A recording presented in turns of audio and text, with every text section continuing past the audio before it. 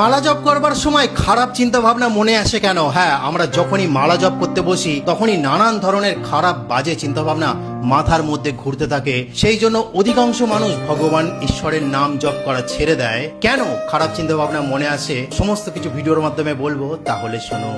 বন্ধুরা, আপনার ঘর, আপনি সেই ঘরে 10 বছর ঢোকেননি। 10 বছর ঢোকার পর আপনি দেখছেন যে ঘরের চারিপাশে ঝুল জমে গেছে, নোংরা জমে গেছে, ধুলোর জমাট বেঁধে গেছে, ঘরের চারিদিকে মাকড়সার জাল, স্যাঁতস্যাঁতে গন্ধ এবং পোকামাকড়ে ভরে গেছে।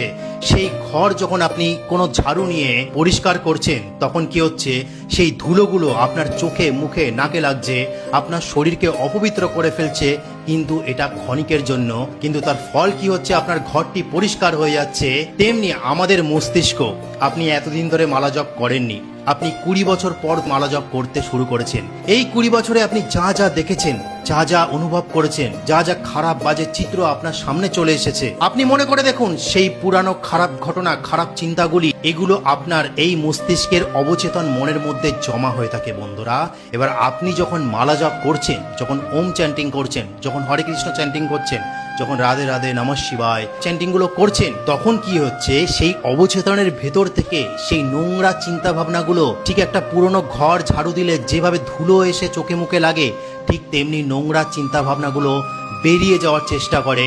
তখন আপনার মাথার মধ্যে ঘুরতে থাকে। যত আপনি মন্ত্র জপ করবেন, তত সেগুলো অ্যাক্টিভ হতে থাকে। এর ফলে এটা আপনার উপকার হচ্ছে, অনেক অপকার হচ্ছে না। কারণ সেই পুরনো জমে থাকা জঞ্জাল, খারাপ জিনিসগুলো আপনার অবচেতন মন থেকে বেরিয়ে যাচ্ছে।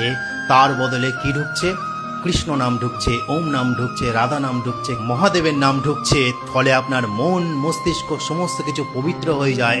এছাড়াও বিভিন্ন সাইন্টিফিক তো কারণ আছে যে এই মন্ত্র জপ করলে কি কি উপকার পাওয়া যায়। তো এই কারণে প্রত্যেকটা সনাতনীর 10 থেকে 15 মিনিট মালা জপ করুন যদি ডিপ্রেশন থেকে মুক্তি পেতে চান, মানসিকভাবে ভালো থাকতে চান। অনেক মানুষের তাড়াতাড়ি বয়সের ছাপ পড়ে যায়, সেখান থেকে বাঁচতেও এই মন্ত্র জপ অনেক উপকারী।